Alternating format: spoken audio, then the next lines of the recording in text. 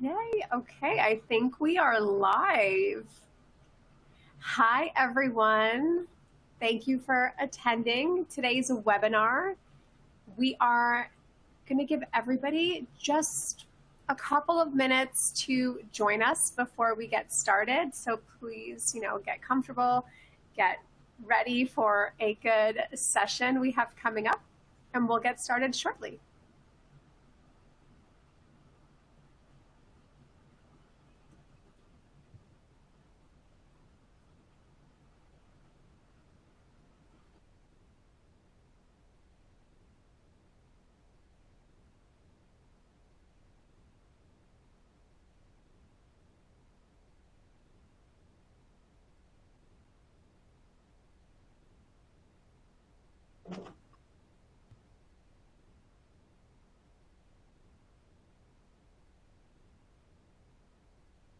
For everybody trickling in, we're just giving everybody a minute or two to join us before we get started. So we'll start shortly.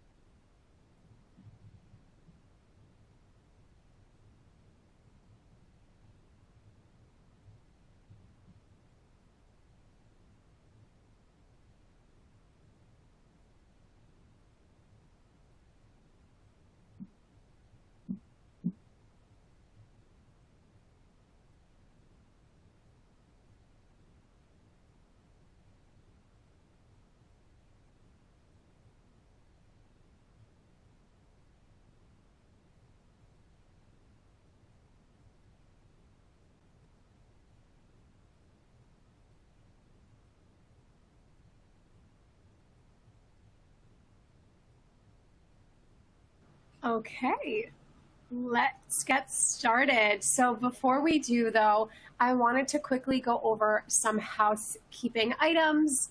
First, as you probably already noticed, we are going to be recording today's webinar, and it'll be available on demand after the live session.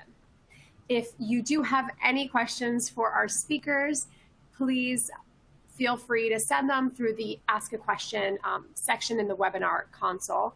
We'll be answering all questions that come in at the end of the presentation. And lastly, don't be afraid to share what's on your mind.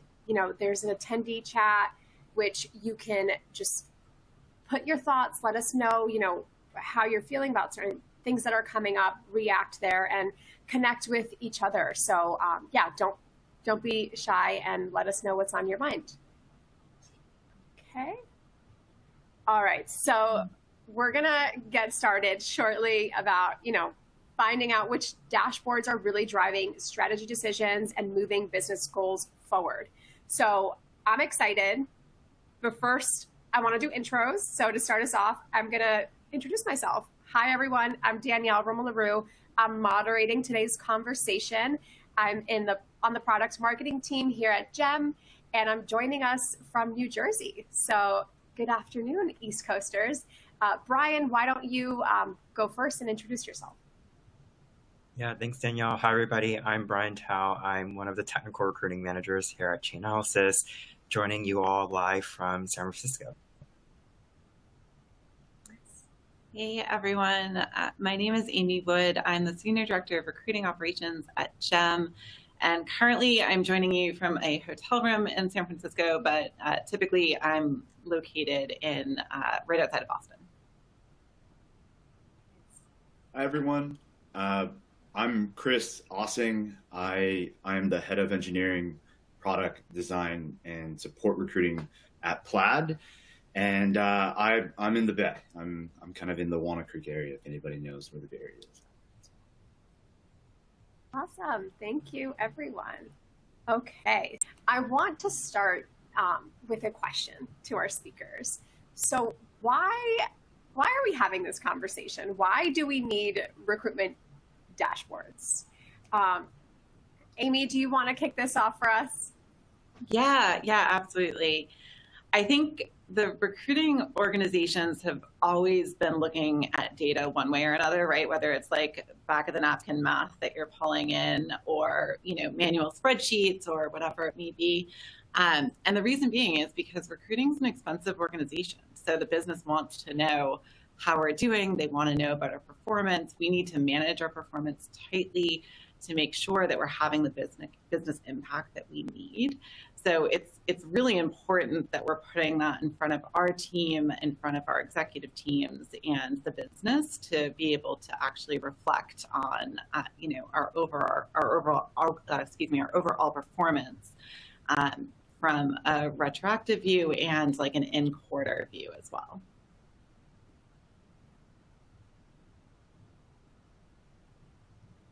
I can jump in real do you quick want here. to? Oh, Brian, yeah.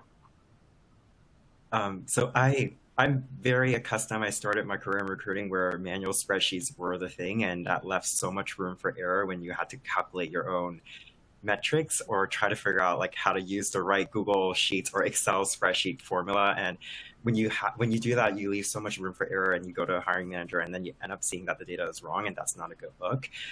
But with the automation of recruitment dashboards now, I think it brings such more powerful insights that you can bring to your hiring managers and business leaders in driving decisions. And I think more importantly also is resourcing, right? Especially as a talent leader, making sure that we have the right capacity, the right people at play, and also understanding where we can optimize.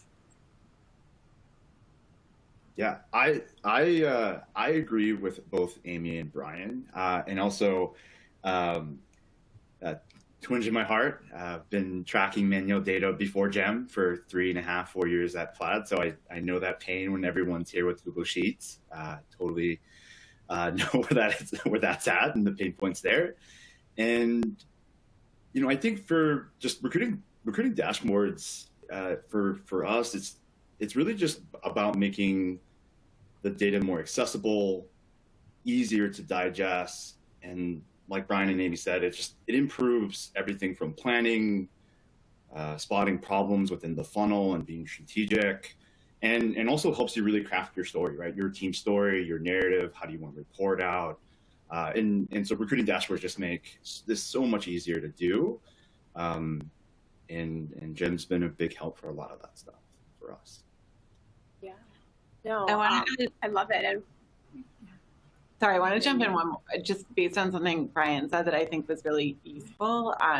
We're like, most folks in the recruiting org are not data analysts, right? So we want our recruiters to be spending time in the funnel with candidates and, not spending time in spreadsheets trying to figure out the data in the back end. And I think, like, Brian, you made that point. I think that was like a really useful connection there that I just wanted to jump in and talk through. Yeah, no, that makes a lot of sense. And I think from all of your responses, like what I'm hearing is really just to like recruitment dashboards help the recruiting team shift into like a strategic function to figure out how to operate more efficiently. So thank you all for sharing your input. So I have one more poll to throw in here for all of our attendees. This one, just feel free to like put in the chat, but we want to know what data your leaders are asking from you. What are the like metrics they want to see? Let us know in the chat. We want to hear directly from you all, like what you're being asked to pull.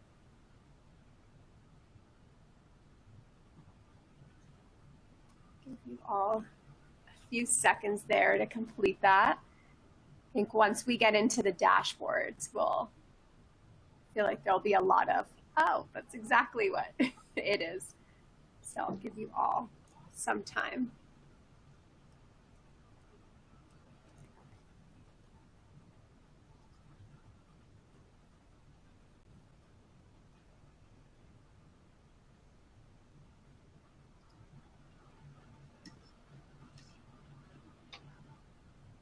Okay, time to fill.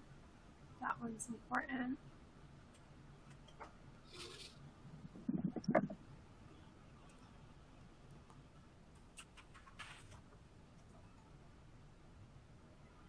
Okay, perfect. Thank you all. All right, we're gonna get started. We have our first dashboard to share, and I'm going to move this forward. Okay. You good, Daniel? I don't know why it's not moving for me. 1 second. I can see it. Okay. Yeah, I think we're there. Okay, perfect. We are on the executive summary dashboard. Great. Okay. So I'm going to kick off with the executive summary view here. This is a dashboard that we use at GEM to report out to our e-staff and our board. It's really a high-level summary view that gives a clear and concise way of communicating either in-quarter updates or, retroactive past quarter updates. So what we're looking at is the data from a past quarter here.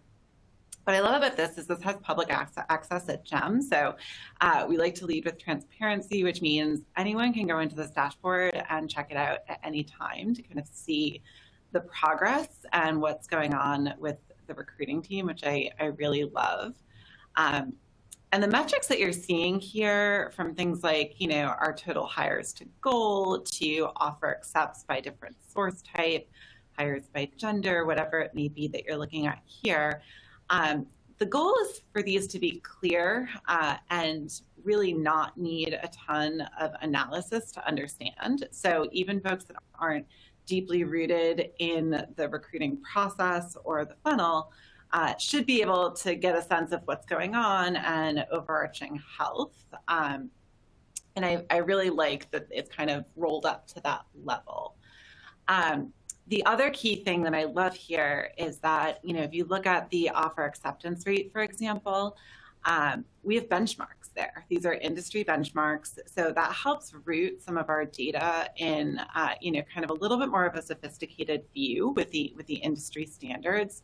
Of course, there's nuance in those benchmarks, but it's useful to help guide, on how are we actually doing? Because otherwise, if you're just throwing a 75% up there, what does that actually mean? Is that good? Is that bad? Who knows? So that helps drive this home much more in a clear way, basically. So ultimately, execs and, our business leaders can get a lot of information in a small amount of time from looking at this data.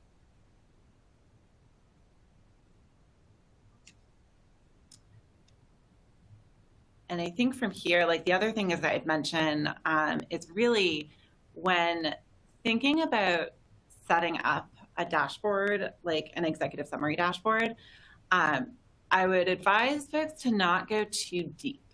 So this is meant to be high level.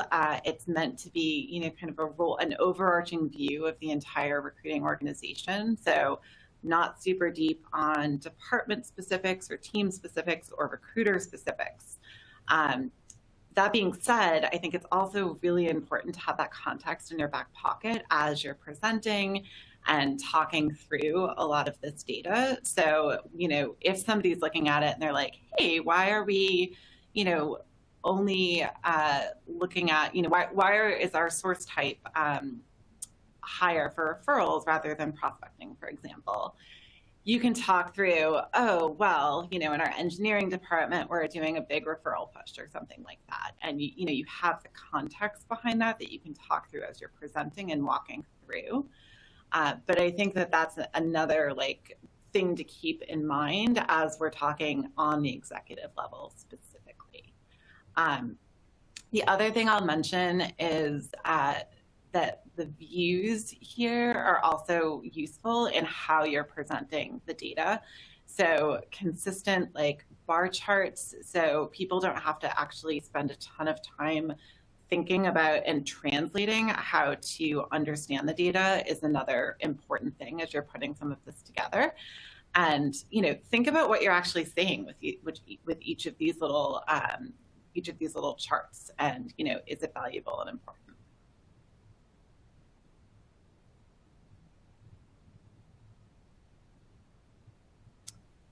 Are there any thoughts or follow-up questions, Brian or Chris? Yeah, Amy, I had a question looking through this. I actually really like your executive summary dashboard, and I was kind of wondering, like, how did you decide what data to report to the exec team, or like what data how did you decide on what you wanted to put here? Yeah, so I think there's a couple things I think about as we're pulling this together. First and foremost, this is an iterative process, right? Like part of this is a feedback loop. So, part of it is like asking, hey, what is important? And what would you like to see? And bringing that in and not just making assumptions, but also iterating based on the questions you're getting, as you're presenting or whatever that may pop up, so that each time you're presenting some of this data, it's answering more and more questions proactively, and you're not having to scramble to kind of come up with the answers. And the other thing I'd mention is just, over time, I think a lot of these are kind of like what I would consider core metrics for the recruiting org, which is like at a high level, this gives me a snapshot of how we're doing. And of course, we have to dive in and, kind of determine specifics there. But I think at a really high level view, that's what I would think about.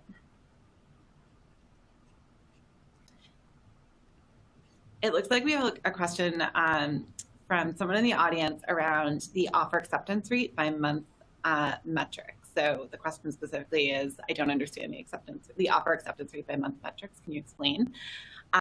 The way that we look at this is basically it's keeping a pulse on, if something's happening with our offer acceptance rates month over month. So if there's a significant drop, like you see in this chart, there was a drop in April. What I would think about is what's going on in the market. Is there something different in the market? What do we have to do to actually prepare for something like this the following months? That type of approach. So that's really what that's showing us. And consistency, and of course, like 100% offer accept rate would be amazing all the time, but that's not realistic. So what are we actually looking at month over month? Awesome. Thank you, Amy. Okay, Yeah. moving on to our next slide. I think this is you as well. Yeah, absolutely. So this, I wanted to call out specifically. It's not a chart that we have on our executive summary dashboard specifically, but I do love this view. And I love how simple it is for the executive level to understand.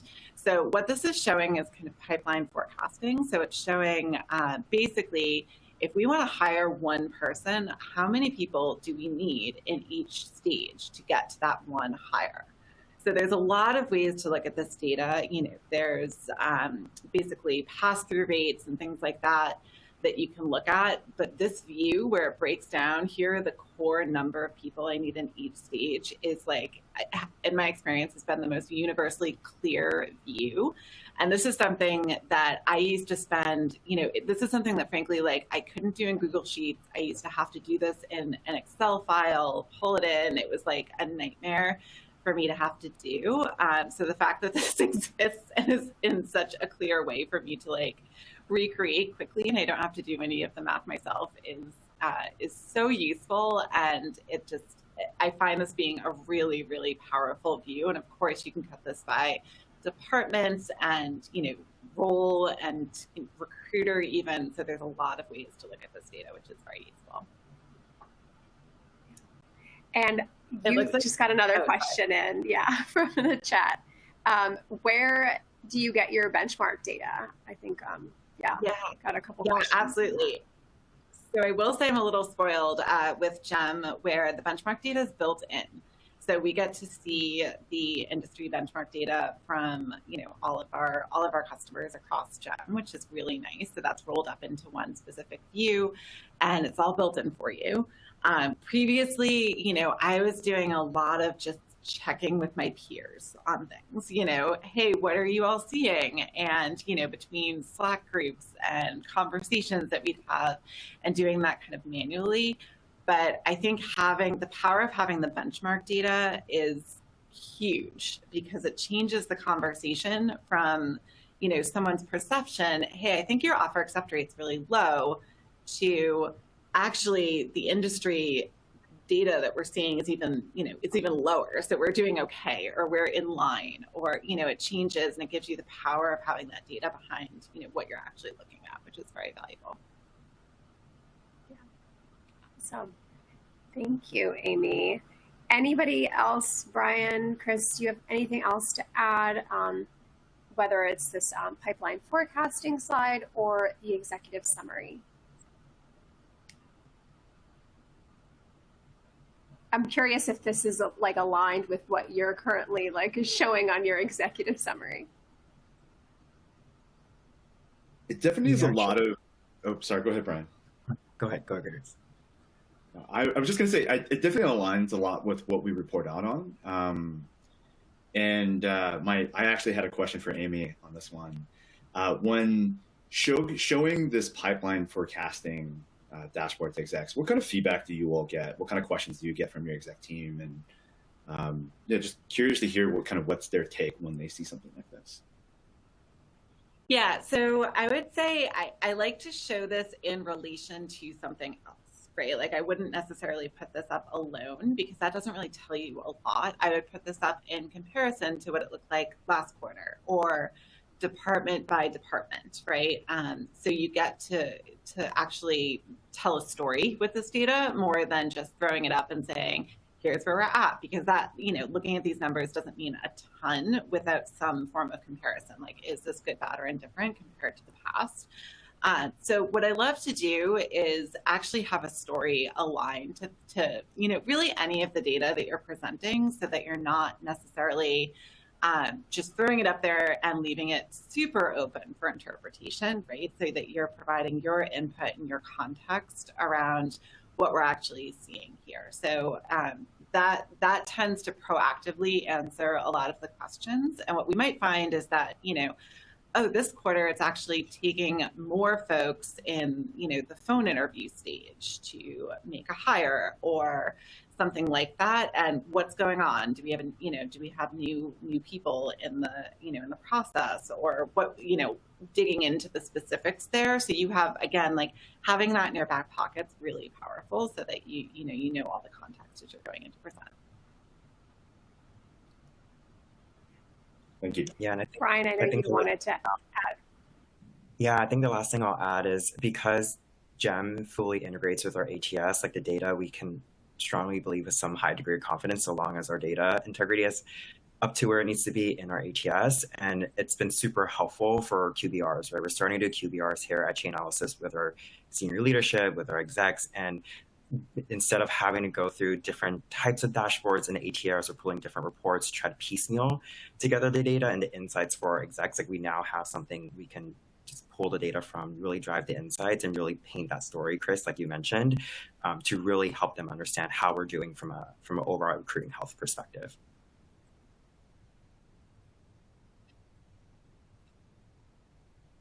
Okay, and now we're going to move on to recruiting health dashboard. Chris, this is you. I'll let you take it over. Yeah. Before I get started, I just want to call out recruiting health can mean a lot of different things, and it's going to be different org to org. And like Amy said, there's a lot of things that execs ask for. So I'd imagine there's a wide range of things that everyone wants to report on, needs to report on. Even for us at Plaid, we definitely report on several different KPIs outside of GEM. But I really wanted to focus on one thing that has been incredibly impactful for us this past year. And that is, like, we started to shift and center reporting around just literally one widget, and that is the total hires / forecast calculator in GEM. This is a little bit different than what Amy has shown in terms of pipe analytics that shows you just the amount of work that needs to happen to get the funnel. This dashboard really just, what it does is that you set a hiring target, a hiring goal. You pull in it pulls in historical data around pass through rates, time and stage, and actual funnel activity, or how many people you have funneled from your ATS. And it actually forecasts where you'll land within a quarter. Like Brian was mentioning, like it keys good stage hygiene in your ATS. And we've been trialing this for the past 4 years. And it's been pretty accurate and really close to some of the other forecasting models we built outside of Gem or previously before Gem. So it ultimately has become, our, I guess, check light engine, or like a really good indicator of like recruiting health, or, will we land on our targets? It's really made reporting really easy, right? Before this, we had all these spreadsheets, and unfortunately, a lot of bad math from me. And if my team's on here, they're probably giggling at this point in time on this. But ultimately, we center a lot of reporting. So what we'll end up doing is we'll focus this one piece of information, and then we'll build out all our QBRs, all our monthly reporting decks, and how do we report bi-weekly to the business, simply based on this, and it simplifies the conversation for us. It just becomes, are we on track or are we off track? And if we are off track, here's why, what we're doing about it. And most importantly, I think as a recruiting organization, it's turned reporting to be a bit more actionable. And then we can start really driving the business to, here's what we need you to do. Right? It really comes to the table with a request, and it really changes the dynamic and credibility as an organization that you're bringing to the table for reporting. Mainly because I'm a big fan, or maybe not so much of a big fan for reporting's sake, but sometimes we have to do it. And the more value I have in this, I think the rest of the team sees it that way. But in any case, how and where we use this, like I mentioned, we bake this into pretty much everything we report out on. From a cadence perspective, recruiting leaders or EPDS leads, we look at this one dashboard or this one metric pretty much weekly. And they cascade it down to their team meetings in that sense. We do report on this in a bi-weekly cadence for like some stakeholders and a group of hiring managers that we have. But it literally is a simple screenshot in a Google Doc for a meeting. We don't spend a lot of time kind of building out a report there. But that being said, we do put a screenshot, and we do report on this on a monthly basis for senior exec leaders or other stakeholders that want to look at what we're doing in the business. It is a slideshow or slide deck with talking points from the team and action items, as I mentioned before. That said, like everyone, you've kind of heard this theme going out, is like, I'm also a really big fan of self-serve reporting. And we do make this dashboard accessible to everyone. So you can imagine, we're really focusing on one thing. And if a hiring manager, recruiter, leader really wants to dive into the data themselves, they actually can go into the dashboard and kind of start picking through and have questions and come to us proactively on what we want. They don't have to just wait for the report or the slide deck and what they want to do. This has been really big. Now, this is a bigger part of a larger dashboard that it's really large and long, but I just really wanted to focus that this has been pretty amazing and transformative for us as a business. And, I encourage, like, my big two is use this. If you're not using this in your org, set it up. And when you're setting up, I think what is really, really incredible is you get to play around with your inputs. Like, as you can see, like, you can play around with pass rates. It pulls in historical data and date ranges that you could use, so you can adjust that. It also really helps you kind of get an idea of where you need to be from a pass-through rate setting, from an efficiency setting through your stages. And ultimately, it becomes this really great tool for you to figure out, where do you find root cause analysis? What are your benchmarks? How do you think about recruiting health over time? Because I think all of us here, it's different for everyone, right? We all have different challenges, somewhat similar, but I think, being able to kind of think through and problem solve is really great. That's it. One small, I think for everybody here, and this is more from a principle standpoint, maybe not necessarily setting up as a dashboard, but don't set it and forget it. You do have to build in some other dashboards and some other reporting to be able to dive into a little bit more if you're on track. Once again, it's about making data accessible and easier than it has been in the past with manual data to really figure out like, hey, where are your pain points in your organization, and you know, where can you be more proactive in that sense. I was going to ask you what some of those do's and don'ts are for this dashboard, but we did get a question in the chat. I think it was, let me try to find it. Okay, so somebody wanted to know if this recruiting health was looking at, you know, overall hiring needs or by specific position. Just overall hiring needs. So it is like a very high level, you know, if you set a target, you set a goal, you report to the business that you're going to land in X amount of hires, that's what it could be. That being said, you can actually replicate this dashboard to whatever you want. So if you wanted to do this for an individual, you could slice this and set goals on a role. Like let's say you have 10 Gen Suite backend engineers you need to hire. You can actually set that there and attach it to recs that you need or different ways to slice the data. So you can actually use this in a lot of different ways. For us, we use it at a very high level. Yeah. Awesome. Okay, moving on to interview health. Yeah. As I mentioned, you know, my big don't is don't set it and forget it. You know, have a bit of other dashboards and other areas of data that you can kind of dive into. For us at Plaid, interviewing health means pipeline health, so it's one and the same.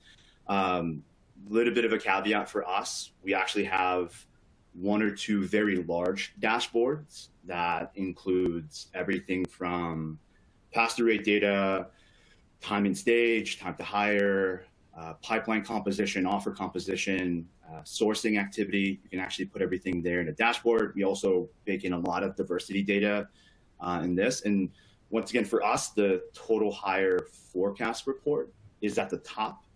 So as you look at this very long dashboard for anybody, it flows. You can kind of see like if we're on track, off track, and you kind of have the different layers on this.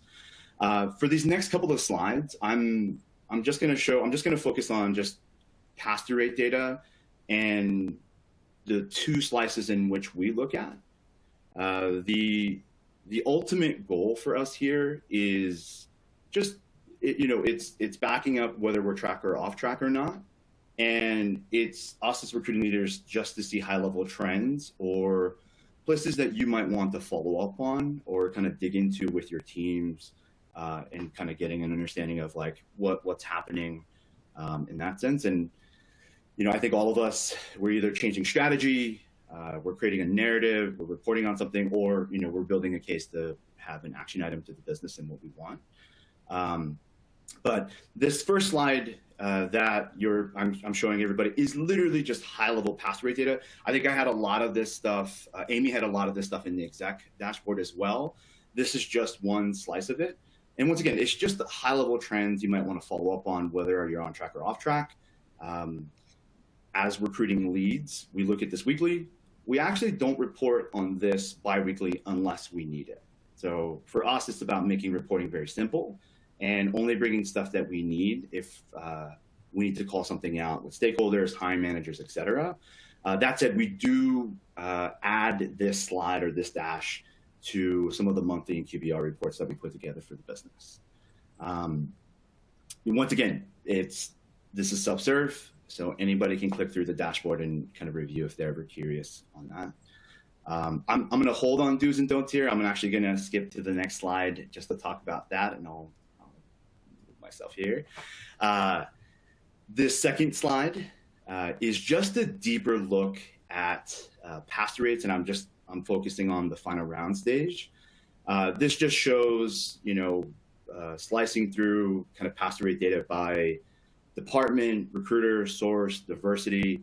What's been really beneficial for us is that you can actually change all these dashes. Like if you wanted to understand, you know, pass rates by hiring manager, you can totally do that. By source, you can actually even do hiring manager by source. You can cut data any which way that you would like to figure out like where you might have to spend time kind of dissecting and finding if there's an issue or not. But in a lot of cases, how we use this is that, the first slide, is everything on track? Is there a trend that we want to look to? And the second slide is just another way of figuring out, like, is there something that we need to pull apart, or is there something that we want to report on? Is there something actually really good for the business to see, right? Like, we've been doing better on X, Y, and Z in that sense. So it's just depending on how you keep it going. And for us, recruiting leads look at this weekly. We're probably spending more time on this layer of data if we're off track on something. So, we're not trying to cause panic with the team and, keeping everything on the train on the tracks in that sense. It's just ultimately, these two slides and how we look at it, it's actually stacked on one top of another in our dashboard. So it just gives us a good sense of like layers of data and how deep we go. Big do for everyone, and Amy had actually mentioned this beforehand. It's always good to have benchmarks. For us, we actually don't use the industry benchmarks that Gem has provided, which is actually so helpful. I'm trying to bake it into some dashboards, haven't gotten there yet. But for us, we like to use quarter-over-quarter, month-over-month data just to help baseline and set, like, are we getting better? Are we not getting better? And helping with trends. And just to help ground the audience, because I think, once again, if you're just sending blank data or just like a percentage without any context, it's really difficult. Which is my big don't. Data without context is meaningless. You have to have a chance to kind of really dig through, figure out where something's broken, and I want to avoid reporting for reporting's sake. No, I love that. Yeah, you need that context. Brian, Amy, anything you want to add in terms of interviewing health? I know Chris covered the do's and don'ts, but how are you using these dashboards? Yeah, I just want to amplify the comment that Chris just made, like data without context is meaningless. I love that. I think that's really useful. And I think the pass-through rates is a really good example of like how to drill down. Even from that executive summary view into understanding like exactly what's going on in your funnel. And these are so powerful. So, I'm using also the same type of view in a very similar way as we want to dive into the details. Yeah, and from mine, I think it's just helpful to be able to see this at a high level, because I'm a fan of finding problems and fixing them early and often, right? You don't want to wait too long to figure out that you have a problem in your funnel or a problem in your process, and too much time has gone by, right? Because we just have to find the problem early, fix it early, and partner with the business and really find the solutions early. Exactly. All right. And now we move it on to Brian with pipeline diversity. Thanks, Danielle. So diversity for us here at Chainalysis is super top of mind. Our senior leadership team, our exec team, their diversity is near and dear to our heart. And it's been so amazing to be a part of an organization where it's not just something we talk about, right? It's something that we actually want to action on. So as we think about how we report on diversity, as we think about, diversity programs we want to potentially run within talent acquisition in partnership with the business, it's really important that we have the data. So something that we started to build out, at least on the R&D side for now, is really thinking through how do we understand the diversity demographics breakdown, both from an ethnicity and race perspective, as well as a gender perspective within our funnels at each stage. It's really interesting because even for our senior leadership, this type of data is something that they were very keen on in some of our QBRs, right? Understanding at each stage, how are we doing from a diversity perspective and where are the gaps, right? And this data is powerful because it helps us quickly identify those gaps, quickly helps identify, hey, like, are we actually doing better, at the on-site stage? Are we actually doing worse at the recruiter screen stage? And we can actually quickly identify action items, right? For example, if we are actually trending a little bit lower on diversifying our funnels at the very top of funnel, that's something recruiting can control, right? That's something that we need to be very mindful and thoughtful of when we go to market, when we source for our different roles, and really bridging that gap and having that partnership with the business. And this data is helpful in bridging, recruiting with the business when it comes to diversity partnerships, mostly because it's a shared ownership, right? Like I think the thing that most people tend to think about is that it's a talent or an HR problem, but it's actually not. It's a collective ownership, and without this data, we can't actually drive that partnership. So it's been really interesting and eye-opening to be able to bring this data to the table for some of our leaders and just really see their eyes open and them even start to poke a little bit into this data, because it's helpful when we are trying to figure out, okay, what's the path forward together versus what's the path forward for just talent or just for recruiting. Some do's and don'ts here. So I generally like to break this down by candidates from underrepresented groups at each stage, mostly because it helps you understand where you need the most support or where the biggest opportunities are.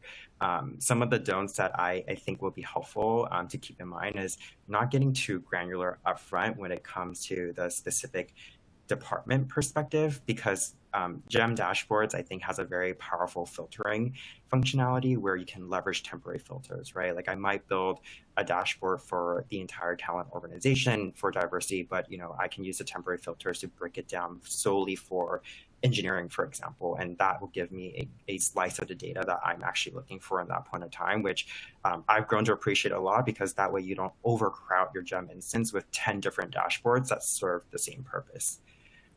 If we go to the next slide, it's a pretty similar slide, but this gives you an additional view of how we've broken it down.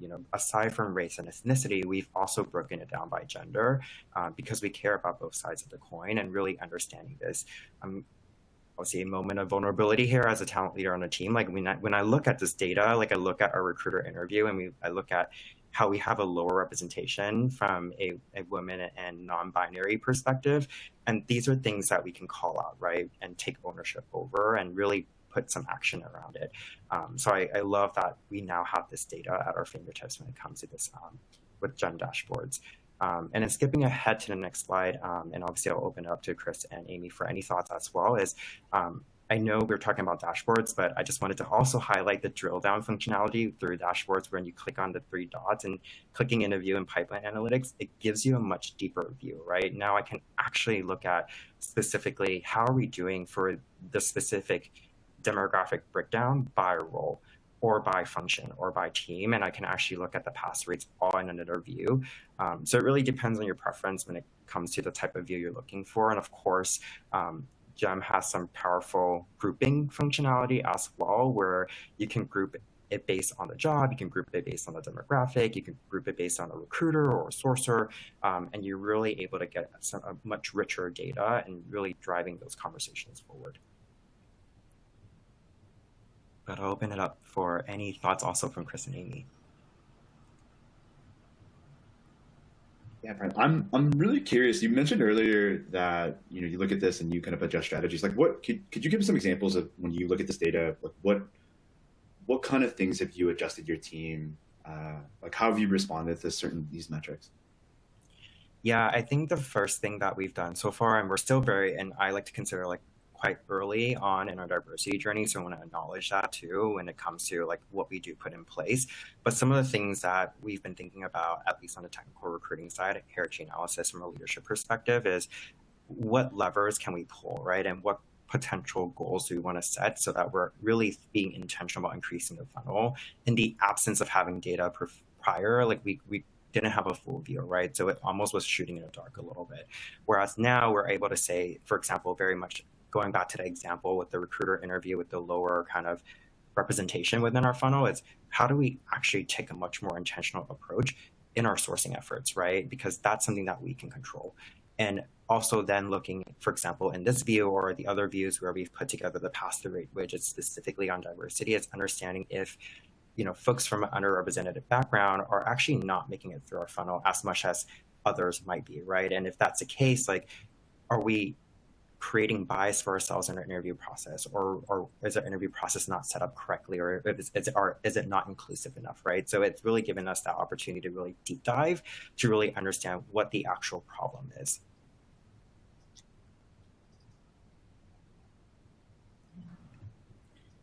I love that. I think that what you mentioned at the very beginning is so important, is like being able to open people's eyes into what is going on in the funnel is really, really useful, because we've always kind of had these conversations, but a lot of times it was like, oh, it feels like, or I think, and having the data to back this up makes the conversation so much more powerful. And it's like, you can't argue with the numbers when they're kind of put in front of you, which then helps, really get the business on board with recruiting and like, how do we solve this together, right? So it brings both teams together. And I really love the approach there. Yeah, 100%. And I think the best partnership we've seen so far is where they see where we are today and we're crafting that goal together, right? Of how can we improve together? And it's been such a great partnership so far. And it's really due to having this data at our fingertips to really bring back to the business. Thank you. Okay, I think we are done with the dashboards. Oh, no, I'm just kidding. We have one more. Recruiter productivity. That is you, Brian. Yeah, it's me again. But recruiter productivity one is obviously one that is super near and dear to many of our hearts when it comes to being a talent leader on the team, or even for our recruiters, right? To be able to see directly how they're doing, how are we doing from a funnel perspective. So when we think about obviously the exec summary and some of the recruiting health dashboards that Chris and Amy had presented and showed a little bit about, this is a much more deeper dive into that, right? Where we're now looking specifically at each individual and how they're doing. This helps us understand, based off of the key metrics and kind of the KPIs we're holding both our team and our individuals to, how are we tracking, right? Because ultimately it's, recruiting is a team sport, and we all have a goal to hit together as a team, but we also need to make sure that we're tracking, right? And every individual is really pulling their weight and has an opportunity to really impact and have an impact in that way. So this is how we're tracking things like, offer declines, right? And really understanding, hey, like if we're seeing a trend in a certain area, why people are declining us, going back to, what I love the most, is really finding that problem early and solving it early, right? And not letting it fester to the point where you've now lost 10 candidates and, it's become a conversation that's too little too late, right? We definitely want to avoid that. This is something that you can also replicate for sourcers, right? Like right now it's recruiter productivity, but you can very much do the same for sourcers in how you're measuring the sourcing team, how you're thinking about, their top of funnel goals, and tweaking some of these widgets for that, which Gem has made it super easy based off of the different filters that they have and also how you set this up. Some of the other widgets that's not featured on this screenshot that I think has been super helpful for us is also the team level offer accept rate, to understand how the team is generally doing from a closing perspective, and where we can provide best learning practices, how we can support the team better in really development opportunities, and really sharing best practices and sharing stories, right, of closes that we've won or closes that we've learned a lot from. Something that we've also put in here are very similar to what I think Amy and Chris also had in some of their dashboards, is the hires by demographics, right? And understanding how are we doing, how are we impacting the funnel, right? And really keeping that diversity metric front and center for our teams. Some quick do's and don'ts on here. I think number one is just ensuring your greenhouse tracking is set up the way you want to track. I think for us specifically, obviously for higher volume roles within technical recruiting, you oftentimes will have multiple recruiters and multiple sourcers, working within the same rec. So making sure that you have it set up in a way where you can actually track back to the individual, right? And who actually gets credit. There's definitely different ways to explore to get that set up. And really, this is something that we look at on a regular basis, the technical recruiting leadership team and myself, and then also in recruiting one-on-ones, like making sure that we have intentional conversations around these metrics, how we're tracking, where are we from a health perspective, and making sure also that if it is missing anything, because so much is dependent on how the data is mentioned in, or how the data is added and also actioned on in Greenhouse, that it's reflected in a Gem dashboard, right? And if it's not, where is the discrepancy, and how do we make sure that we are keeping data integrity and kind of our data inputs top of mind? If you go to the next slide, Danielle. This is just another quick view of some widgets that we look at. We obviously, our recruiters are full cycle, so something we do also look at is kind of sourcing output as well, and also top of funnel. But if you go to the next slide, it's a very similar drill down to the diversity pipeline analytics view. This is something that we also look at pretty intentionally, is making sure that we can track back by recruiter, by month, how are we doing from a pass rate perspective, right? I think this mapped a little bit into some of Chris's dashboards as well, and making sure that, are there areas of opportunities that we need to tweak, right? Are there problems that we need to potentially fix when it comes to the pass-through rates that we're seeing, and also just from an overall higher perspective per month. Yeah. Thank you, Brian. Chris, Amy, do you all want to add anything on the recruiter productivity side that, it might be different from what Brian is using it for? Just a spicy question for you, Brian. Do you make this transparent for your team? Does everybody get to see what everybody else is doing? We make it very transparent, actually, mostly because, we're a team, right?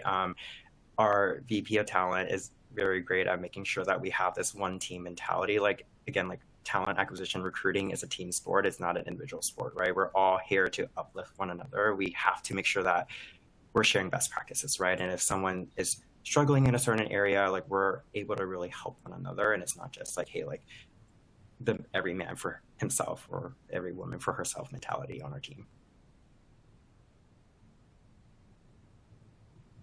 Yeah, I love that. I think we look at pretty much the exact same things. I don't have a ton to add on the specifics, but I really like the presentation and the thought process behind this, Brian. All right, and we've gotten to the end of the dashboards. Some final takeaways. I can start just with what I observed from all of your dashboards that you shared, and it seems like depending on who you are, presenting it to, who your audience is, you need to have a different dashboard for it, right? You need to look at different things within the recruiting team. It's not just always looking at it from a high level perspective, but you need to be able to get down into the productivity to really understand, is there some way that we can improve this so that it doesn't, end up impacting or becoming something bigger for our, more top of overview dashboards. So that's kind of my biggest takeaway from that. But I guess I just want to hear what your final pieces of advice are for the audience. What is something that you if there was one thing you had to share that's the biggest takeaway that you want them to walk away from this session with, what would that be?